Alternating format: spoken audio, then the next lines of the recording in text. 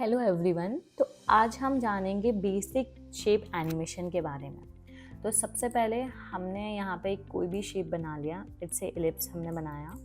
हमें यहाँ पे शेप लेयर्स की प्रॉपर्टी मिलती है जो हमने प्रीवियस वीडियो में देखा। आज हम देखेंगे बेसिक ट्रांसफॉर्म प्रॉपर्टीज के बारे में। तो यहाँ पे हमारे पास position, scale, rotation, opacity and anchor point मिलता है। अगर आपका एंकर पॉइंट लेट्स से कहीं भी मूव हो जाता है तो आप सिंपली ऊपर टूल्स में एंकर पॉइंट पे डबल क्लिक करके एंकर पॉइंट का सेंटर कर सकते हो। यहाँ पे इवन स्नैपिंग का ऑप्शन मिलता है ऊपर। लेट्स से अगर मेरा एंकर पॉइंट कहीं और रखा है, यहाँ पे स्नैपिंग पे क्लिक करूंगे तो आप देख सकते हो ऑटोमेटिकली यहाँ पे इन पॉइंटर्स पे हमारा एंकर पॉइंट स्नैप हो जाएगा। एंकर पॉइंट का बहुत इंपॉर्टेंट रोल रहता है एनिमेशन में, बिकॉज हमारा सारा एनिमेशन वहाँ से होता है जहाँ हमारा एंकर पॉइंट है। इससे मैंने यहाँ पे एंकर पॉइंट रखा और मैं स्केल करती हूँ तो आप देख सकते हो जहाँ पे एंकर पॉइंट है वहाँ से स्केल हो रहा है, वहीं से रोटेशन है। तो एंकर पॉइंट का बहुत ध्यान रखना है। तो सबसे पहले हम क्या करेंगे, बेसिक एनिमेशन सीखेंगे और उनको कैसे स्मूथ और ईज करते हैं वो भी आज हम चेक करेंगे। तो लेट्स से मेरे को इसको एनिमेट करना है तो हम यहाँ पे पोजीशन पे की लगाते हैं। आपको सबसे पहले क्या करना है कि सबसे इनिशियल पॉइंट पे जाके की लगाना है। जिस भी प्रॉपर्टी पे स्टॉप वॉच होता है उसको आप एनिमेट कर सकते हो। हमने यहाँ पे की लगाया, कुछ फ्रेम आगे गई, 10-10 फ्रेम जंप करने का शॉर्टकट होता है कंट्रोल शिफ्ट एंड हमारा जो एरो ऑप्शंस होते हैं। तो आप देख सकते हो 30 FPS का हमारा कंपोजिशन था तो मैंने 3 बार में मैं 1 सेकेंड पे आ गई।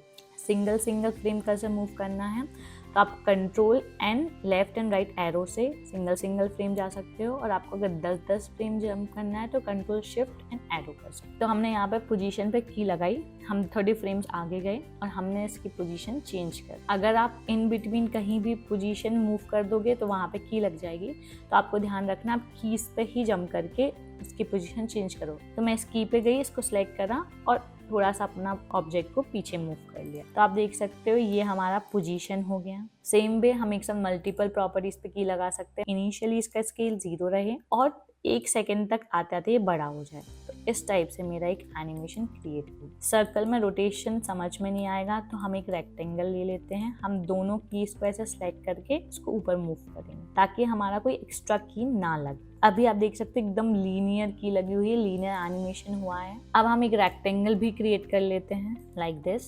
इसका एंकर पॉइंट ऑटोमेटिकली सेंटर में आया है। ये क्यों आता है? एडिट पे आपको मिलता है प्रेफरेंस से हम सारी अपनी आफ्टर इफेक्ट की सेटिंग्स चेंज कर सकते हैं। हमारे पास प्रेफरेंस डायलॉग बॉक्स ओपन हो जाएगा। यहाँ से हम अपनी फाइल की ऑटो सेव चेंज कर सकते हैं। मतलब मैं चाहती हूँ कि हर 10-10 मिनट में ये सेव होता जाए हमारा फाइल, क्योंकि आफ्टर इफेक्ट में अगर मैंने कंट्रोल एस प्रेस नहीं करा, सेव करना भूल गया, तो ये ऑटोमेटिकली इंक्रीमेंट बना के फाइल सेव कर लेता है। तो 10-10 मिनट में चाहती हूँ कि 5-5 मिनट में फाइल सेव हो तो मैं यहाँ 5 टाइप कर दूंगी।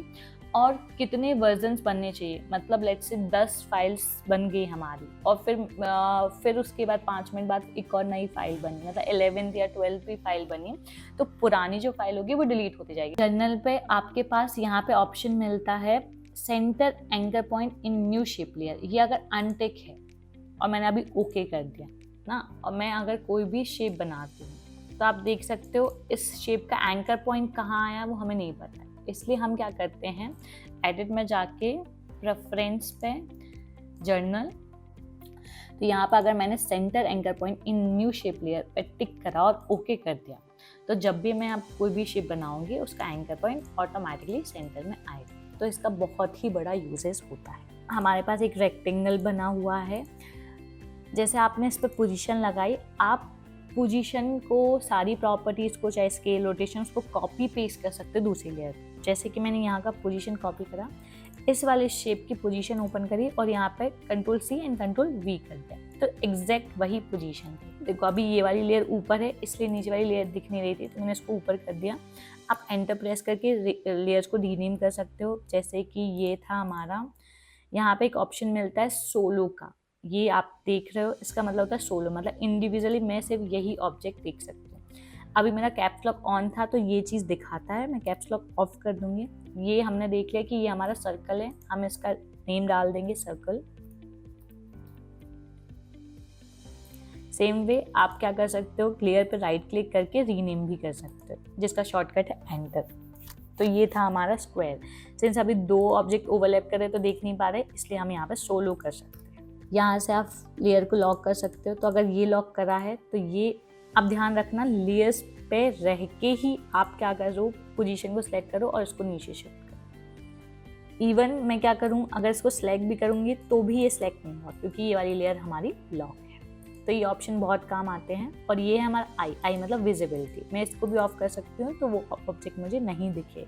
बाकी आगे ये सब ऑप्शंस भी बहुत इंपॉर्टेंट है जो हम आगे के वीडियोस में देखेंगे। तो अभी आप देखो हमने पोजीशन कॉपी करी, तो सिर्फ पोजीशन एनिमेट हो रही है। मैं चाहती हूँ स्केल भी सर्कल की तरह हो, तो मैं सर्कल का एस प्रेस करूँगी, स्केल आ जाएगा, उस पर कॉपी करूँगी और स्टार्टिंग में जाके, क्योंकि अगर आप यहाँ पे कॉपी पेस्ट करोगे, लेट्स से मैंने यहाँ पे स्केल लिया और यहाँ पे मैंने कॉपी पेस्ट करा, तो देखो आप देख सकते हो यहाँ पे उसकी कीज कॉपी हुई है, मतलब 1 सेकेंड के बाद स्केल होना चालू हो, मतलब यहाँ से यहाँ तक तो उसका स्केल 0 है, इसके बाद स्केल होना चालू हुआ। तो ध्यान रखें आप कि आप जहाँ से स्केल चाहिए, मुझे इनिशियली 0 से चाहिए तो मैं यहाँ पे कॉपी पेस्ट करूँ, तो आप देख सकते हो सेम एनिमेशन हो रहा है।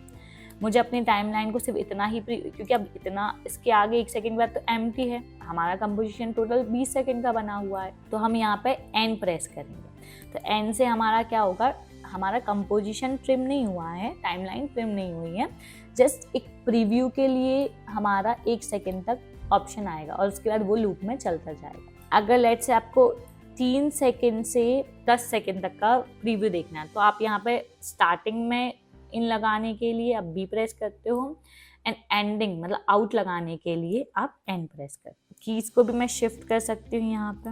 अभी आप देखो मैंने सिर्फ स्केल पे करा है, तो इसके आगे वाला कुछ भी नहीं दिख रहा है, क्योंकि यहाँ तक का स्केल 0 है, लाइक दिस। तो जितना आप प्रैक्टिस करते जाओगे, मैनिपुलेट करोगे, उतना ही आप सीखते जाओगे चीज़ों को। अगर मुझे लेट से 10 सेकेंड पे ही अपना कंपोजिशन ट्रिम करना है, तो मैं यहाँ पे एन प्रेस करूंगी, इस पर राइट क्लिक करूंगी and trim comp to work area, तो हमारा टाइमलाइन ट्रिम हो जाएगा। नाउ आप कंट्रोल ए प्रेस करके यू प्रेस करोगे, तो जितनी भी, यू इज अ शॉर्टकट कि हमारे पास, लेट्स से मैंने उसको बंद करा, यू प्रेस करके मैंने उसको बंद करा, मैं यू प्रेस करूँगी तो जितनी भी प्रॉपर्टीज पे की लगी है वो सारी प्रॉपर्टी खुल जाएगी। और मुझे इस सर्कल की सारी प्रॉपर्टीज देखना है तो मैं डबल बार यू प्रेस करूँगी तो इसकी सारी प्रॉपर्टी ओपन हो जाएगी। अब ये कैसे हुआ, आप ट्विगल ऑप्शन पे, जो कीबोर्ड में ट्विगल का साइन होता है, उस पर क्लिक करके आप किसी भी वर्क स्पेस को एक्सपांड कर सकते हो, लाइक दिस। तो ये आपके एनिमेशन को और भी क्लियरली विजिबल कराएगा। ये वाली लेयर्स को एक्सपांड और कम करने के लिए यहाँ नीचे ऑप्शंस मिलता है, इससे हम ज़्यादा लेयर्स को एक्सपांड और कम कर सकते हैं। इनफैक्ट आपके पास यहाँ पे हाइड दिस का ऑप्शन मिलता है, यही शो एंड हाइड करने का, और कॉलम कम या ज़्यादा करने तो आप यहाँ से कर सकते हो। लेट्स से मुझे लेबल्स नहीं चाहिए, ये होती हमारी लेवल्स मतलब कलर्स लेयर का, तो ये हमारा ऑफ हो जाएगा, और मुझे चाहिए तो मैं यहाँ से वापस एक्टिव करा सकती हूँ। आप यहाँ से इस पर क्लिक करके अपने लेयर्स का कलर चेंज कर सकते हो, ये भी बहुत इंपॉर्टेंट पार्ट होता है। तो कंट्रोल ए एंड यू, ताकि मेरा सारी लेयर्स दिख जाएं। यहाँ तक का मैंने एन लगा दिया। आप देख सकते हो कैसे हमने एक मल्टीपल प्रॉपर्टीज यूज करके एनिमेशन किया है ना। अगर मुझे ओपेसिटी भी लगानी है तो मैं सिंपली ओपेसिटी पे क्लिक करूँगी एंड यहाँ पे कॉपी पेस्ट कर दूंगी, और स्टार्टिंग में जाके आप इवन लेट्स से यहाँ पे हो तो यहाँ पे आपके पास ऑप्शन मिलता है कि इसके आगे जाने का, तो यहाँ से आप सीधे इसकी पहली वाली की पे जंप कर जाओगे तो ओपेसिटी 0 कर दूंगी। तो आप देख सकते हो सिर्फ सर्कल की, मैं इसको सोलो कर लूँगी, सर्कल की ओपेसिटी भी एनिमेट हो रही है। अब एनिमेशन में मज़ा आता है 2 रीज़न से।